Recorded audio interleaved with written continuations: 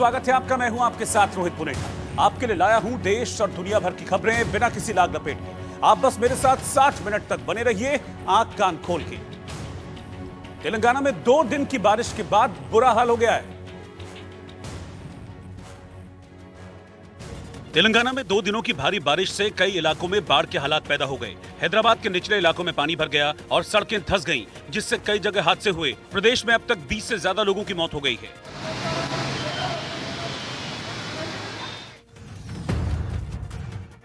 तेलंगाना के वारंगल जिले में भारी बारिश की वजह से कई जगहों पर सड़कों को भारी नुकसान पहुंचा है। नेलूतला जनगांव इलाके में एक जगह रास्ता टूट गया और वहां ट्रक फंस गया।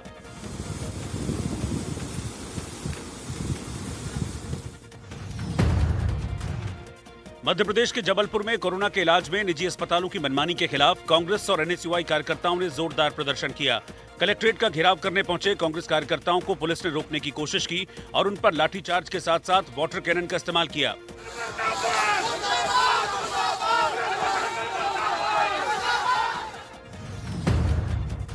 मध्य प्रदेश में झांसी के कोतवाली में सादी वर्दी में एक महिला पुलिसकर्मी ने एक महिला फरियादी पर थप्पड़ों की बरसात कर दी। महिला अपने परिवार के एक सदस्य की गिरफ्तारी के बारे में जानकारी लेने पहुंची थी, जहां पुलिस वाले महिला पर भड़क गए।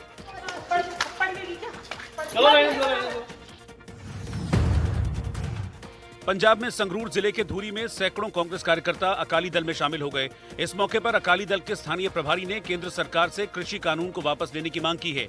वहीं अकाली दल के नए कार्यकर्ताओं ने कृषि बिल के खिलाफ नारेबाजी की।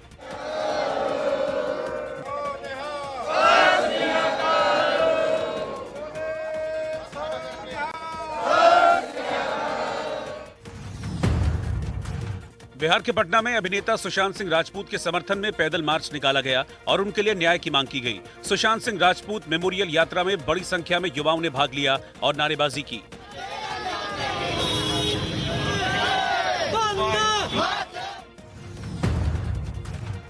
बिहार के पटना में नामांकन दाखिल करने से पहले आरजेडी नेता तेजस्वी यादव ने अपनी मां राबड़ी देवी और बड़े भाई तेज प्रताप यादव के पैर छूकर आशीर्वाद लिया। तेजस्वी यादव ने राघोपुर विधानसभा क्षेत्र से पर्चा भरा है।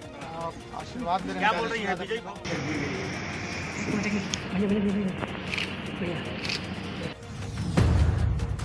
मध्य प्रदेश के ग्वालियर में विधानसभा उपचुनाव के लिए बीजेपी के उम्मीदवार मुन्ना लाल गोयल ने नामांकन दाखिल कर दिया। इस मौके पर उनके साथ बड़ी संख्या में समर्थक पहुंचे और उनकी जीत के दावे किए।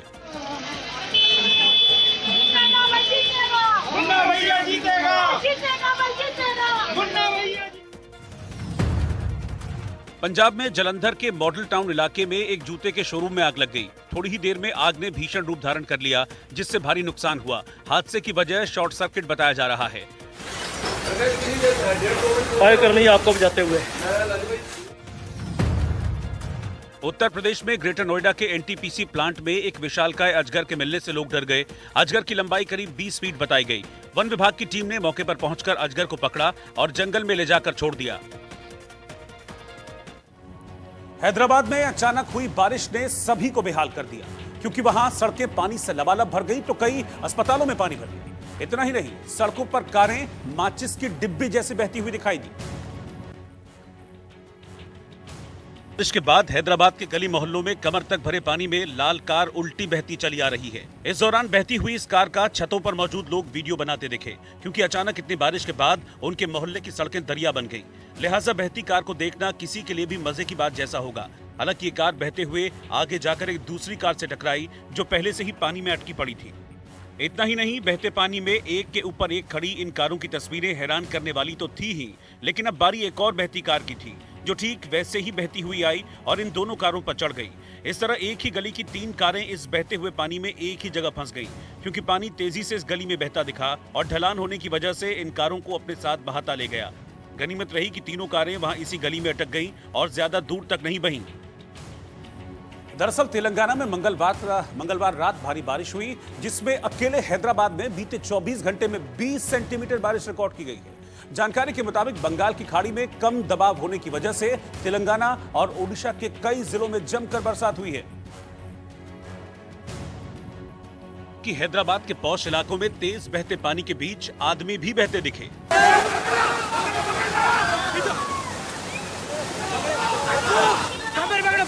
हालांकि वहां मौजूद लोगों ने रस्सी और ट्यूब डालकर इस आदमी को रेस्क्यू करने की कोशिश की, लेकिन रस्सी पकड़ने से पहले ही ये शख्स नदी जैसे इस पानी में सरपट बहता गया।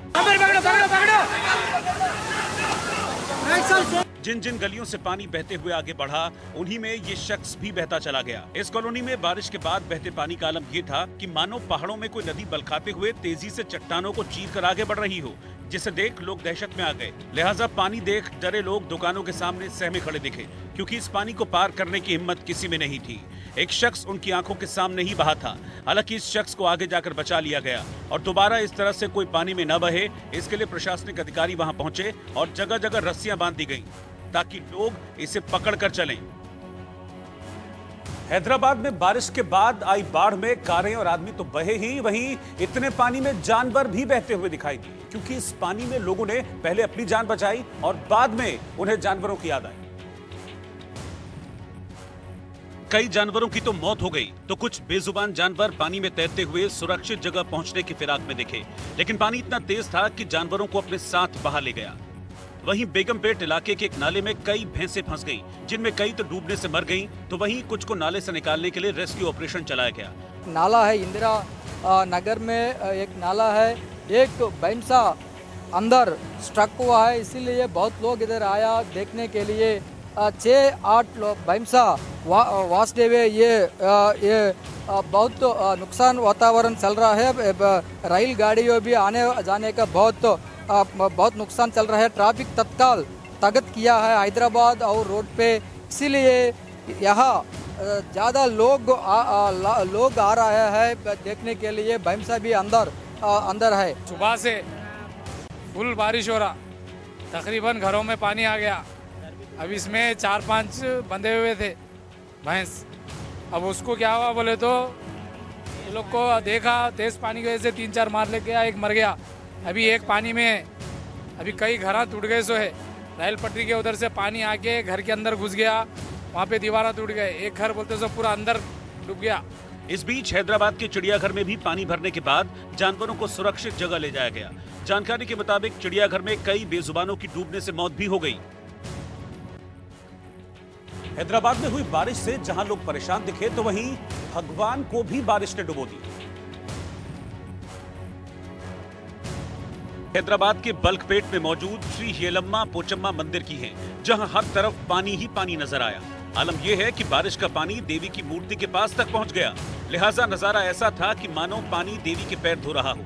वहीं इतने पानी की वजह से मंदिर को फिलहाल बंद करना पड़ा, क्योंकि मंदिर के बाहर और अंदर दोनों जगह घुटनों तक पानी है। इतना ही नहीं, जहां पुजारी बैठते हैं वो जगह भी पानी में घिर गई है। हालांकि कुछ लोगों को बुलाकर इस पानी को निकालने की कोशिश की गई, लेकिन पुराने हैदराबाद के निचले इलाके में बने इस मंदिर से पानी निकालना इतना आसान नहीं, क्योंकि पानी निकाला भी जाए तो जाएगा कहां। देवी के इस मंदिर समेत पूरे हैदराबाद के कई मंदिरों का बारिश के बाद बाढ़ से हाल बेहाल है, क्योंकि इस मंदिर की तो महज चोटी ही दिखाई दी और पूरा मंदिर पानी में समा गया। उधर जानकारी के मुताबिक हैदराबाद में बारिश से अब तक 20 से ज्यादा लोगों की मौत हो चुकी है, लिहाजा बाढ़ से मचे हाहाकार के बीच प्रशासन मुस्तैद दिखा। हालांकि बारिश वाली आफत ऐसी थी जिसने जिंदगी को नर्क बना दिया। खूबसूरत हैदराबाद के कई इलाकों को बदहाल कर दिया। दरअसल तेज हवा और बारिश में कई घरों पर होर्डिंग और पत्थर गिर पड़े, जिससे कई घर टूट गए। तो वहीं बंडलगुड़ा इलाके में एक घर पर दीवार गिरने से 2 महीने के बच्चे समेत 9 लोगों की मौत हो गई और 3 लोग घायल हो गए। तो 3 डेड बॉडी को हम लोग ढूंढ लिए। एक छोटे बच्चे की डेड बॉडी नहीं मिल रही, हम लोगों को पूरा ढूंढ रहे हम लोग। रात में हुआ सब 2-3 बजे के करीब हुआ। हम लोग अभी नहीं थे घर में, तो हमारा भाई 9 जने थे। 9 जने में से 4 जने मिले, 3 जने मिले खाली डेड बॉडी, और एक बच्चे की डेड बॉडी नहीं मिल रही सर। अपना आशियाना टूटने से परेशान लोगों ने प्रशासन से मदद की गुहार लगाते हुए उनका हाल देखे जाने की अपील की। हमारा यहाँ पर दीवार टूट गया भैया, हमारे को बहुत तकलीफ हो रही है। दीवार टूट के पूरा पानी मेरे घर में आ गया, दरवाजा टूट गया मेरा, पूरा पानी रुक रहा है। रात का हम सोए नहीं, पानी निकालते थक गए हम लोग। तब पानी आया, ऐसा उबलते पानी आया। देखो ये जिंदगी में पहली बार देखे हम पानी की। आप लोगों की बहुत नुकसान होगा। इधर छोटे छोटे बच्चे हैं, हम रात भर होशियार है। आप लोग देख, एक तो कोरोना का खतरा और ऊपर से आसमानी आफत ने मानो इन लोगों की कमर ही तोड़ दी है, लिहाजा परेशान लोग मदद की राह तकते दिखे। पानी गिर रहा था, वो ऊपर से दीवार पानी में बिक के गिर रहा था। वो छोटे छोटे बच्चे हैं मेरे बच्चों को हटा लेके मैं दूसरे के कमरे में जाके रह गया। और 3-4 दिन से मैं ये पानी के वजह से जो है बहुत परेशान है। कारोबार कुछ भी नहीं है, घर के पास ये रह के मैं चलाना बोले तो मुश्किल हो रहा। गरीब आदमी है, मेरे को औरत बच्चियाँ हैं, 3 औरत बच्चियाँ हैं। मेरे को बच्चों को देखना, मैं मेहनत करके वो लोग को खिलाना, मेरे को मर्द बच्चे नहीं है। उसके लिए मैं आप लोगों से गुजारिश कर रहा हूँ कि मेरे लिए कुछ भी सहायता आप करें तो बहुत बहुत शुक्रिया बोल के आपसे कोशिश कर रहा हूँ मैं।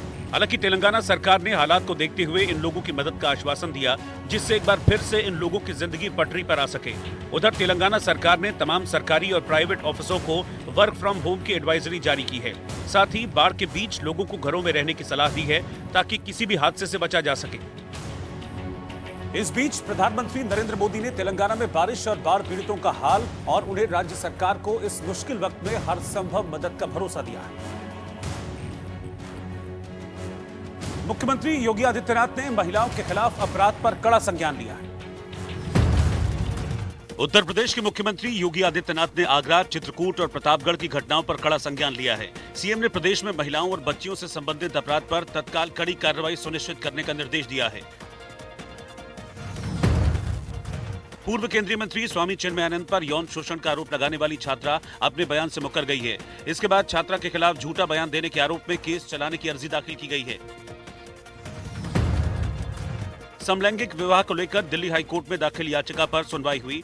कोर्ट ने केंद्र सरकार को नोटिस जारी कर कहा कि ये कोई साधारण याचिका नहीं है, इसीलिए इस मामले को गंभीरता से लें। इस मामले में अगली सुनवाई 8 जनवरी 2021 को होगी। दिल्ली की हवा 8 महीने में पहली बार बेहद खराब स्तर पर पहुंच गई है। बुधवार को वायु गुणवत्ता सूचकांक 300 अंक के पार पहुंच गया। प्रदूषण का स्तर बढ़ने के पीछे पंजाब, हरियाणा से आने वाला पराली का धुआं बताया जा रहा है। मुंबई के दीवा इलाके में एक दुकान में भीषण आग लग गई, जिससे मौके पर हड़कंप मच गया। वक्त पर फायर ब्रिगेड की गाड़ी नहीं पहुंच पाने की वजह से दुकान पूरी तरह से जल गई।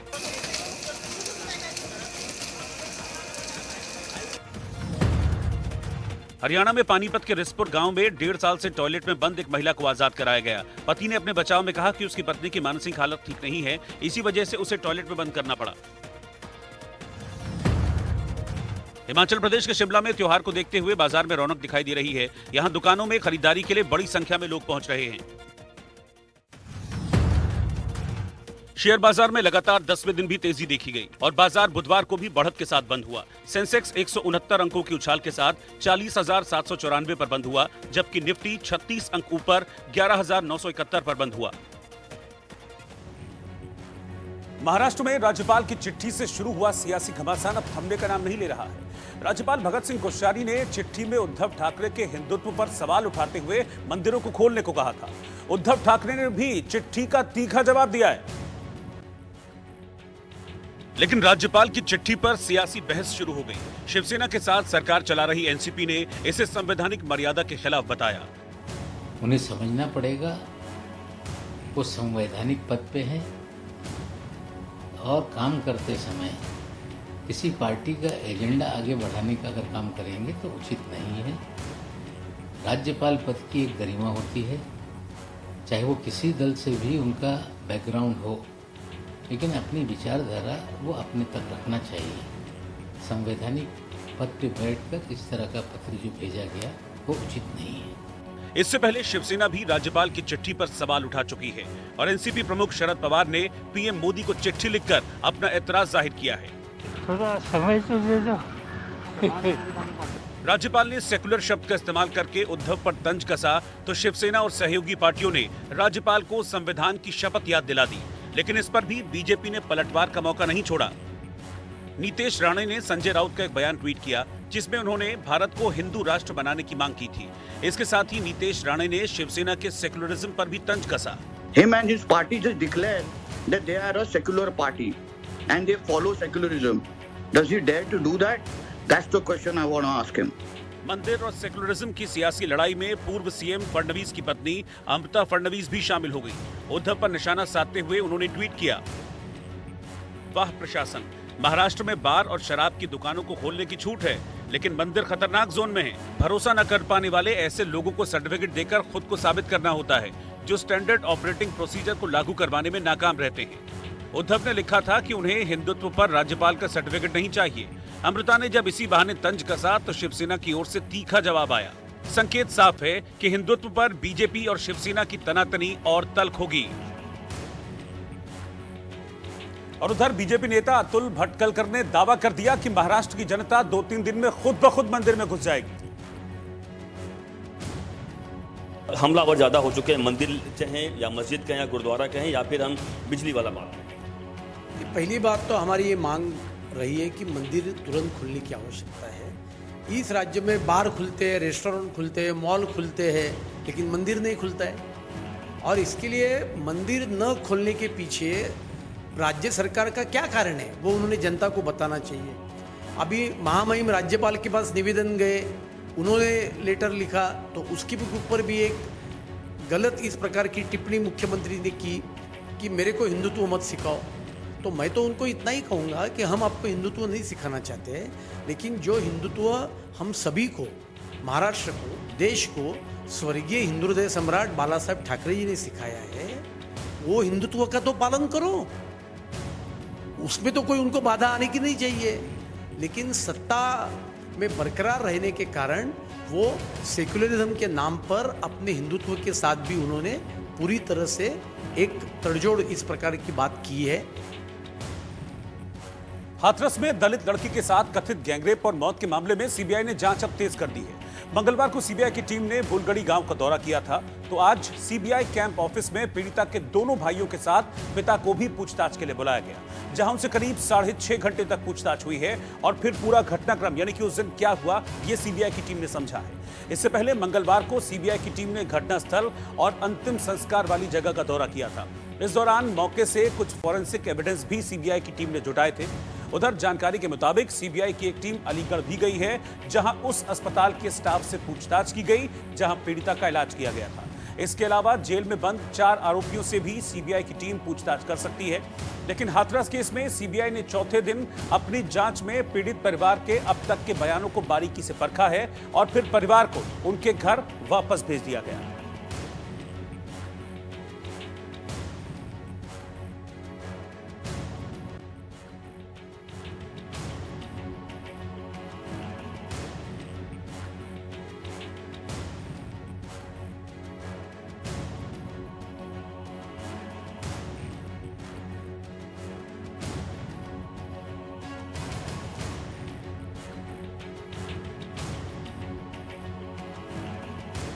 इस बीच हाथरस मामले में उत्तर प्रदेश सरकार ने सुप्रीम कोर्ट में हलफनामा दायर किया और कोर्ट को बताया कि पीड़ित परिवार और गवाहों को 3 स्तरीय सुरक्षा दी गई है। साथ ही बुलगड़ी गांव के नाकों पर जगह जगह सीसीटीवी कैमरे भी लगाए गए हैं, जिससे वहां पर जो आने जाने वाले लोग हैं उन पर बारीक नजर रखी जा सके, जिससे पीड़ितों को किसी भी तरह की दिक्कत ना हो।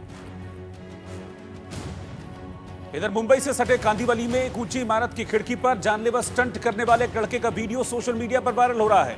खतरनाक स्टंट का वीडियो सामने आने के बाद अब पुलिस इस लड़के की तलाश कर रही है, लेकिन जो वीडियो सामने आया है उसमें एक ऊंची इमारत की खिड़की के छज्जे पर लड़का उल्टा खड़ा हुआ है। और आप तस्वीर देखिए कि ये जो कर रहा है इतनी ऊंचाई पर ये कितना खतरनाक हो सकता है। और उसका दोस्त है वहीं पर जो इस पूरे खतरनाक स्टंट का वीडियो अपने मोबाइल फोन में कैद कर रहा है। स्टंट पूरा करने के बाद लड़का ऊपर आता है और खिड़की पर रखी एनर्जी ड्रिंक पीता है। जरा इसको देखिए आप, ये स्टंट करने के लिए उतर रहा है और जब ये उतरता है तो तभी आपको अंदाजा हो जाएगा कि कितनी ऊंचाई पर जमीन से ये खड़ा हुआ है और उसके बाद ये किस तरह का स्टंट करता है। ये स्टंट ऐसा है कि जरा भी हाथ इधर से उधर हुआ, जरा भी बैलेंस इधर उधर हुआ, क्योंकि इतनी ऊंचाई पर ये लड़का स्टंट कर रहा है तो जाहिर सी बात है कि उतनी ऊंचाई पर जो हवा का प्रेशर होता है, वेग होता है, बहुत ज्यादा होता है। तो ऐसे में जरा 19-20 अगर होता तो सोचिए कि लड़का कितना नीचे जाकर गिरता और क्या इसके साथ हो सकता था।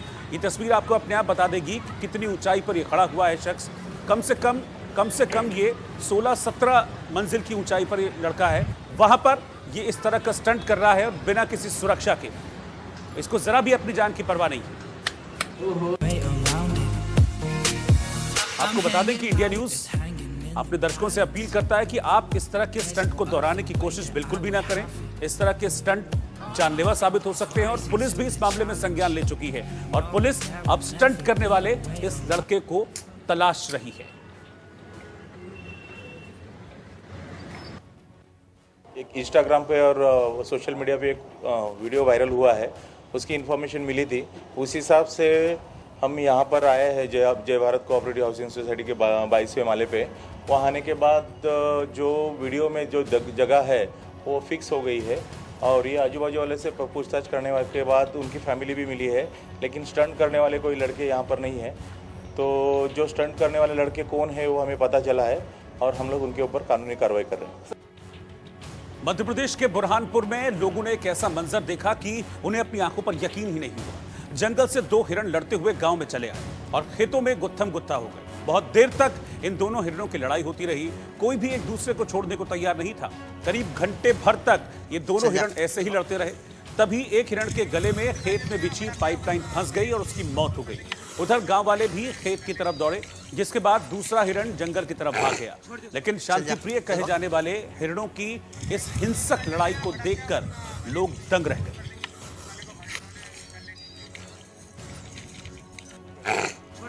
चल जा।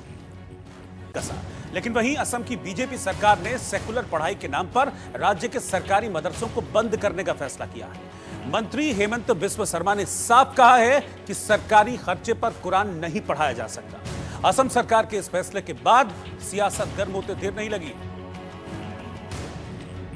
हालांकि असम सरकार के मंत्री हेमंत बिस्व शर्मा ने सभी धर्मों के बीच समानता की दलील देते हुए सरकारी मदरसों को बंद करने की बात कही। Teaching Quran cannot happen with the cost of the government. So if we have to teach Quran with the cost of government, then we have to teach both Bible and Bhagavad Gita also at the cost of the government. So we want to bring a similarity, uniformity, and we want to stop this practice. मदरसों को बंद करने के पीछे हेमंत बिस्व शर्मा ने और भी तर्क दिए और कहा कि मदरसे की डिग्री मैट्रिक के बराबर मानी जाती है। बड़ी तादाद में छात्र वहां से डिग्री लेकर आते हैं और सामान्य स्कूलों से डिग्री लेकर आने वालों को नौकरी में मुश्किल होती है। मंत्री ने यह भी दलील दी कि मदरसों में दी जाने वाली धार्मिक शिक्षा सामान्य पढ़ाई के लिहाज से ठीक नहीं, लेकिन इस दौरान उन्होंने सेकुलर पढ़ाई पर पूरा जोर दिया। If people wants to know Sufism, the contribution of Islam into the Indian civilization, so all these things are already there in our education system. So those secular education will continue. Assam सरकार इस फैसले को नवंबर में लागू करने जा रही है।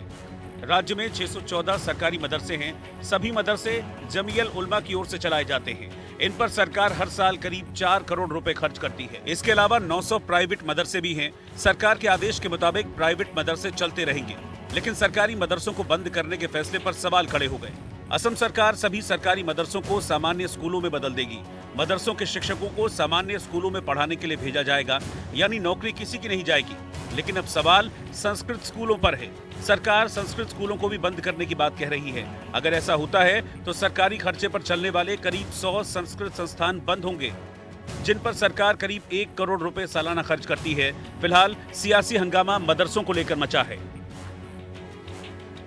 समाजवादी पार्टी के नेता अबू आजमी ने असम सरकार के फैसले पर सवाल उठा दिए।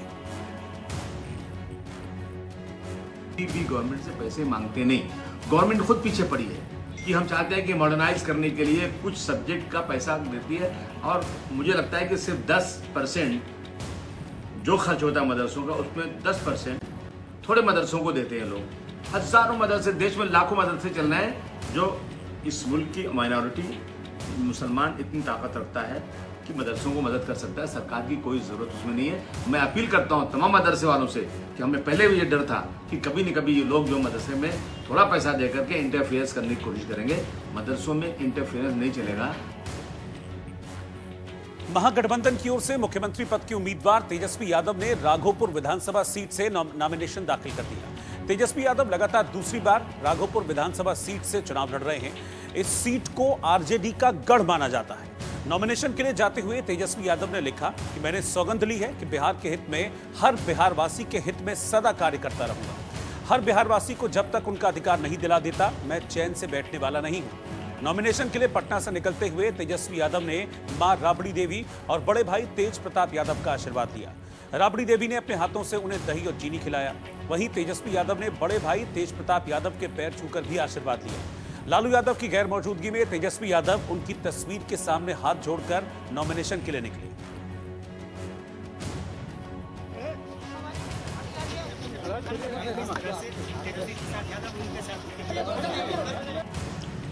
आज राघोपुर से हम नामांकन भरने जा रहे हैं। राघोपुर की जनता ने हमेशा हम लोगों का साथ दिया है और इस बार पुनः एक बार फिर राघोपुर की महान जनता जो है जिताने का काम करेगी। और आज नामांकन के दिन हम इतना ज़रूर कहना चाहेंगे, पहले हमने कहा है कि पहले कैबिनेट मीटिंग में सरकार बनती है तो पहला दस्तखत जो होगा, हस्ताक्षर जो होगा, वो 10 लाख नौजवानों को रोजगार देने का होगा। वर्चुअल रैलियों के बाद पहली बार सीएम नीतीश कुमार आज पहली बार जन रैलियों के लिए निकले। शुरुआत बांका के अमरपुर से की, इसके बाद उन्होंने भागलपुर और मुंगेर में चुनावी जनसभाएं की। अंतिम जनसभा अनंत सिंह के गढ़ मोकामा में। रैलियों में जहां नीतीश कुमार ने अपनी सरकार की उपलब्धियां गिनवाई, वहीं आरजेडी पर तीखा हमला बोलने से भी वो नहीं चूके।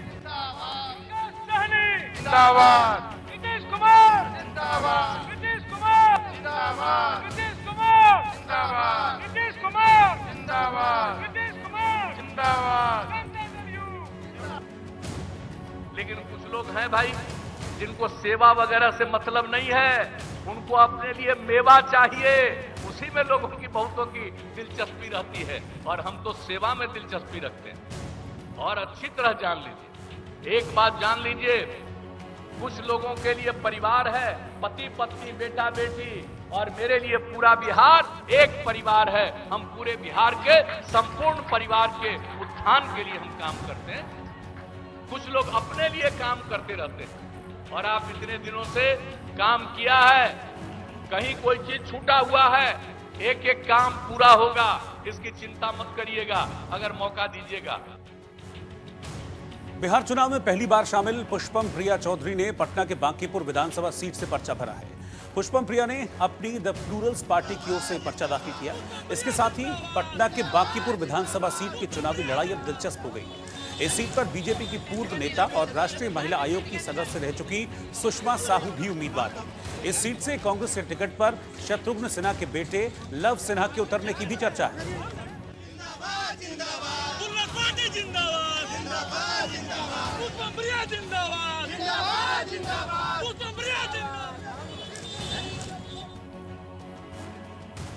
सुपरस्टार रजनीकांत को मद्रास हाईकोर्ट ने फटकार लगाई है। सुपरस्टार रजनीकांत को टैक्स माफी के लिए मद्रास हाईकोर्ट ने फटकार लगा दी। कोर्ट ने चेतावनी देते हुए कहा कि कर माफी की मांग के खिलाफ उन पर जुर्माना लगाया जा सकता है। वहीं अभिनेता का कहना था कि उन्होंने 24 मार्च से मैरिज हॉल का इस्तेमाल नहीं किया है, तो टैक्स किस आधार पर लिया जा रहा है। जम्मू कश्मीर में शोपियां जिले के चकूरा इलाके में आतंकियों और सुरक्षा बलों के बीच मुठभेड़ हुई। यहां सुरक्षा बलों ने 2 आतंकियों को ढेर कर दिया। मध्य प्रदेश के मुरैना में पूर्व सीएम कमलनाथ ने उपचुनाव के दौरान एक चुनावी रैली को संबोधित किया। इस दौरान सभा में लोगों और समर्थकों की भारी भीड़ जमा हुई। सभा में अधिकांश लोग बिना मास्क के नजर आए।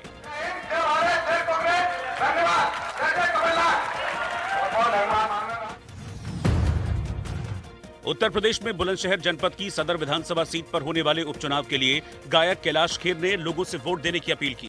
जो समझो बटन दबाओ, हर बुराई पर नुकीली चोट दो, वोट दो, वोट दो, वोट दो।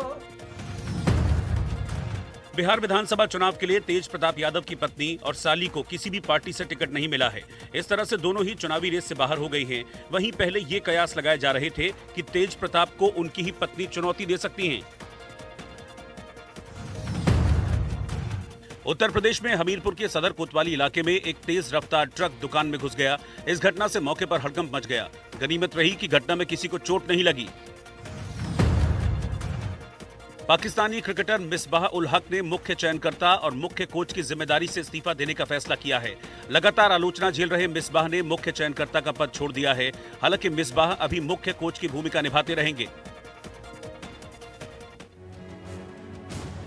नवरात्र आने वाले हैं, लेकिन कोरोना की वजह से बाजारों में रौनक नहीं है। फिर भी दुकानदारों को संतोष है कि लोग खरीदारी के लिए कम से कम आने तो लगे हैं। देश के अलग अलग शहरों से इंडिया न्यूज संवाददाताओं की रिपोर्ट आप देखें।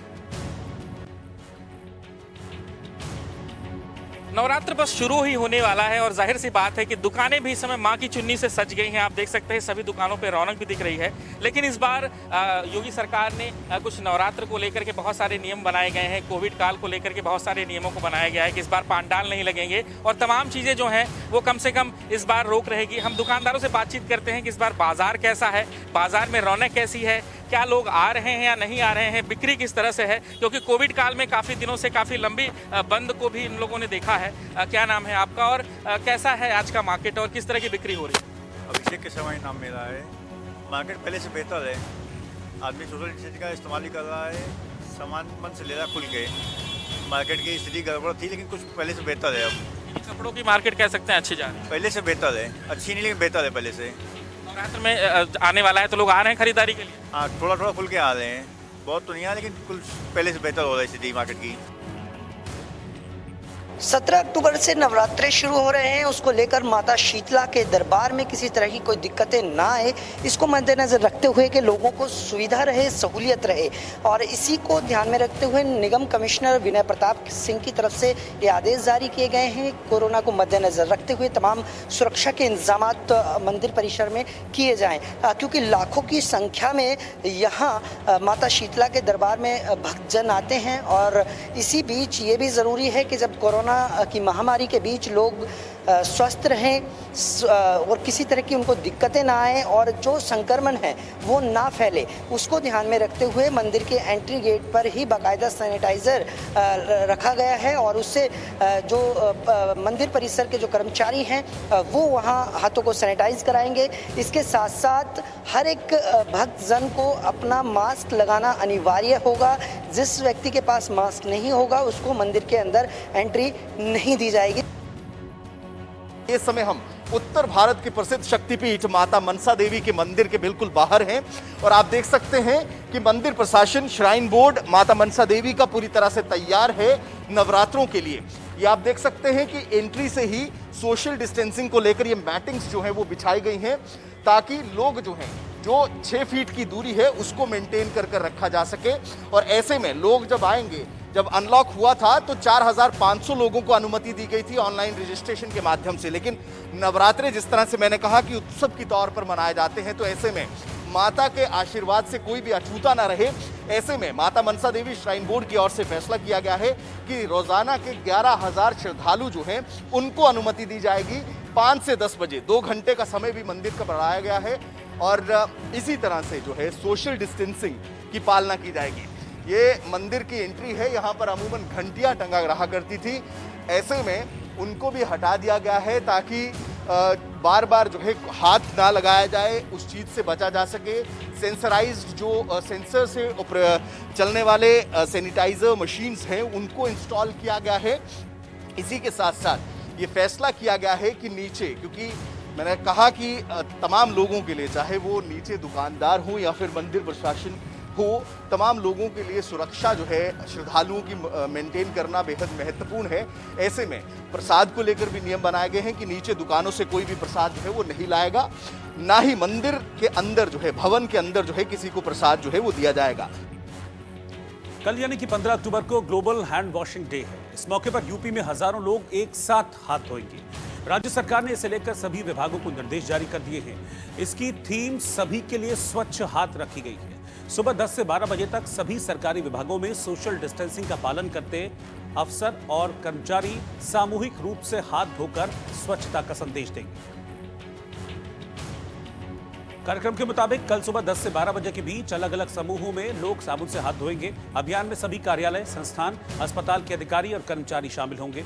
इसके अलावा स्कूल, आंगनबाड़ी केंद्र, पंचायती राज विभाग समेत सभी विभाग इसमें शामिल होंगे। योगी सरकार ने इस अभियान को जनपद, ब्लॉक और ग्राम पंचायतों में व्यापक रूप से आयोजित करने के निर्देश दिए हैं ताकि लोगों को हैंड वॉशिंग को लेकर जागरूक किया जा सके। आंगनबाड़ी के कर्मचारी और स्कूल के शिक्षक 10-10 घरों का समूह बनाएंगे और वहां पर हैंड वॉश यानी कि हाथ धोने का डेमो देंगे।